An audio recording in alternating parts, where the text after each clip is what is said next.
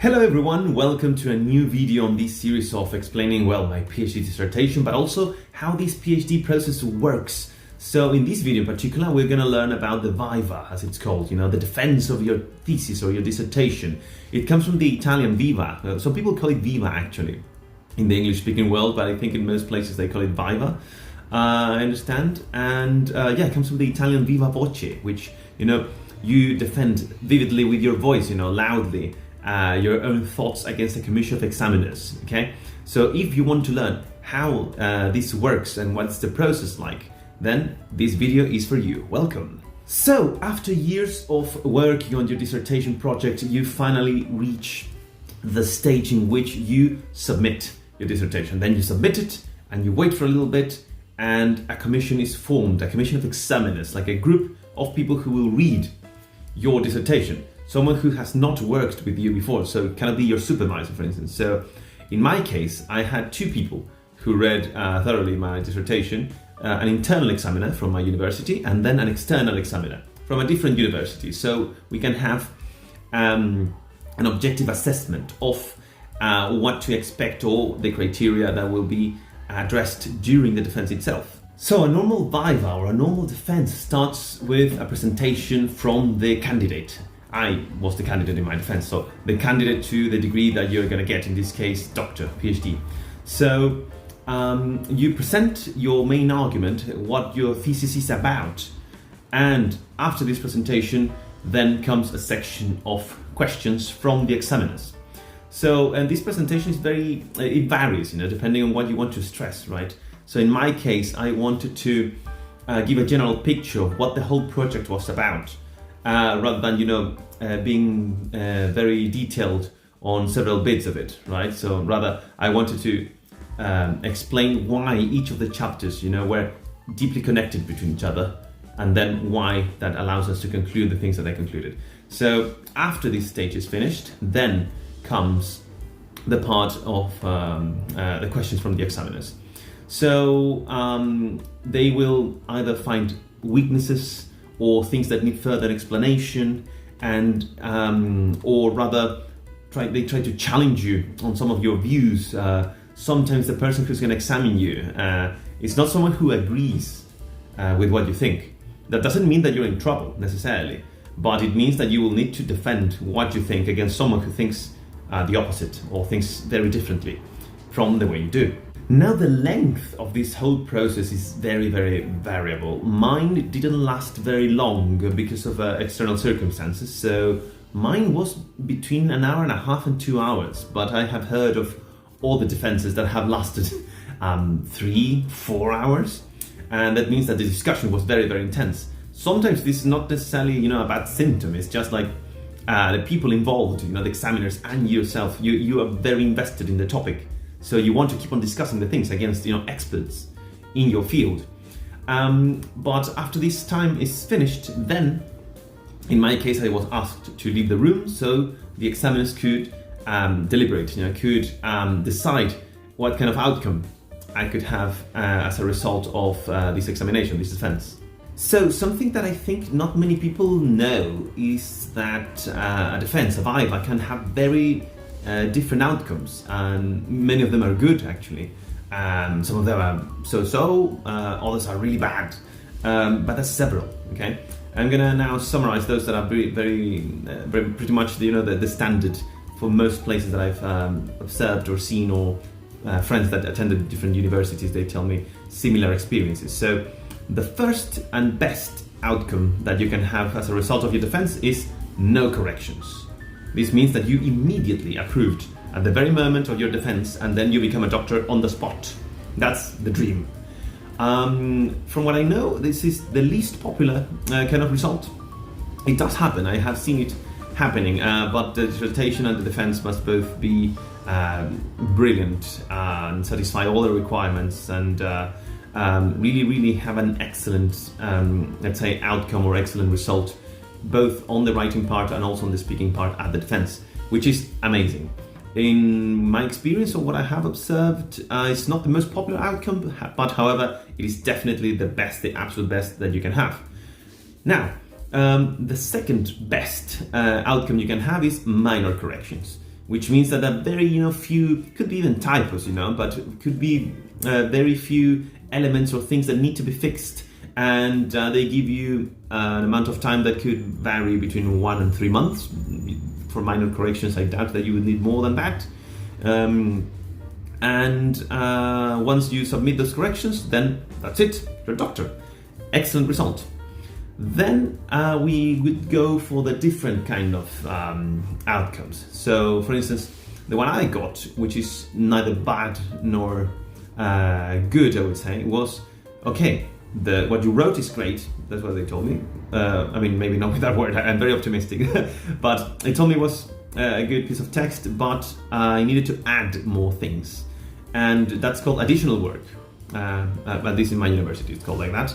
So they told me, okay, what you wrote is good, but we need you to put this other bunch of stuff also, because the examiners thought that was what was needed for my dissertation.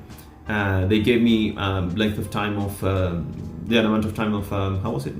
How many months? I think it was 6 months as an period to submit and work on this corrections that they gave me. But there were not many corrections to make to the text itself, but rather add things that needed to be either discussed or expanded, let's say, from what I already wrote.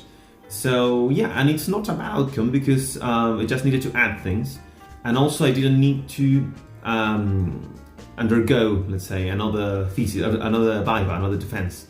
So it was not a bad outcome. It was just like, okay, this process will take a little bit longer than expected, but it was overall okay. Now then you have a different outcome, which could be so, it depends, which is major corrections.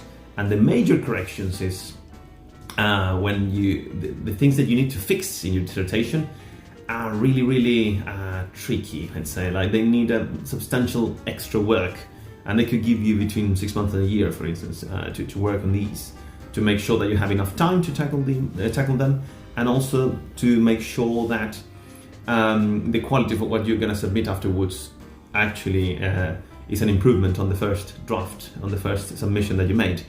So these major corrections could require a second Viva, or maybe not, depending on what the examiners agree on doing. And then you have the bad outcomes, let's say. Here it's called revise and resubmit, which is, look, we're going to give you like a year, or maybe more sometimes, I don't know.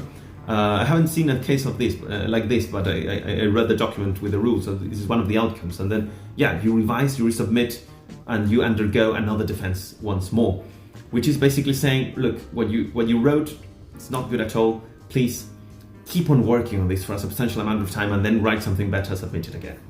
And then you'll have another defense, and you can have again one of these outcomes. However, I don't think they will be as lenient or as merciful if in the second submission things are not up to standard, or not having the quality that the examiners are expecting.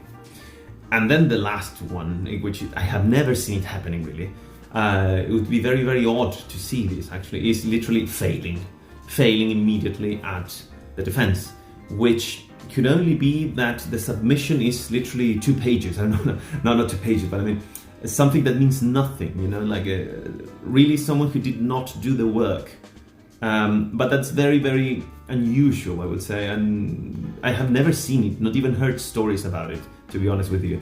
It's actually very tricky if this were to happen, because that means that the supervisor didn't do the job, as well. Like, allowed the guy or this person, to submit something that is not up to standards. So yes, that's why I have never seen it.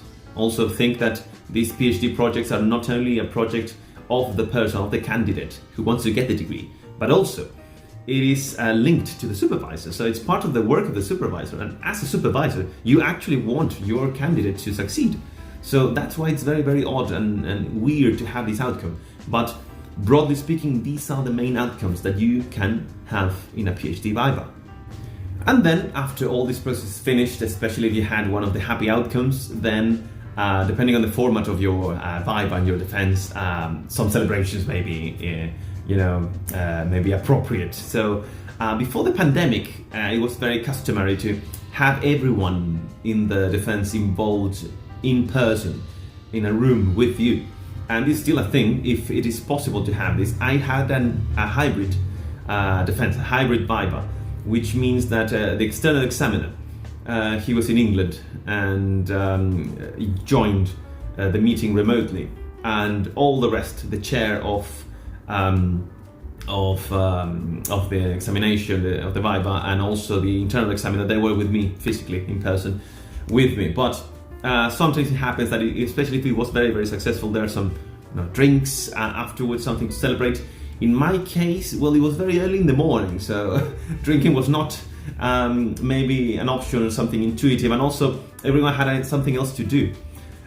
So in that case, I was just dismissed, let's say, but my supervisor, she was happy with the outcome. She invited me for dinner that very day, so I had some sort of official celebration with my supervisor, and also discussing how we're going to tackle, this additional work they asked, which, as you know from my previous video, it was successful. So because I'm now a doctor.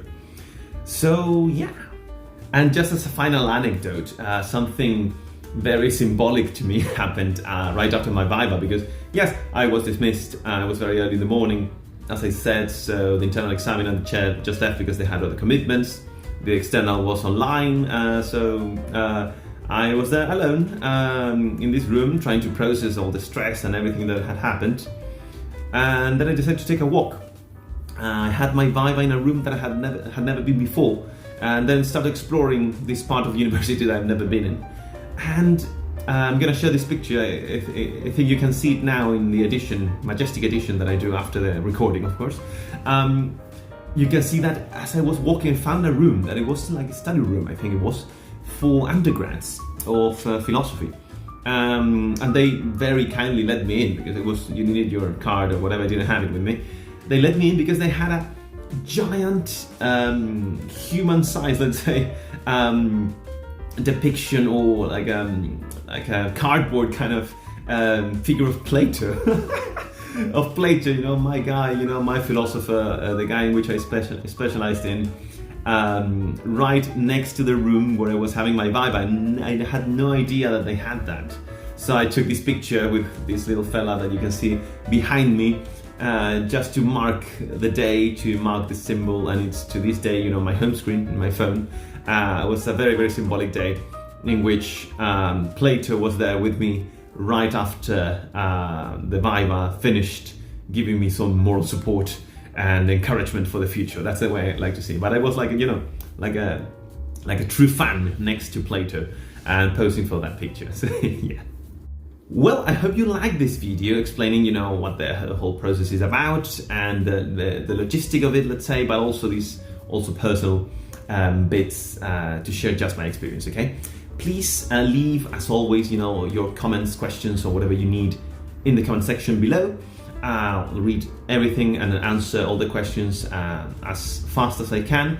Give it a like, share it if you have fellow friends who are undergoing a PhD and they want to know what this process is about, or if you have questions about that, what to do afterwards, whatever.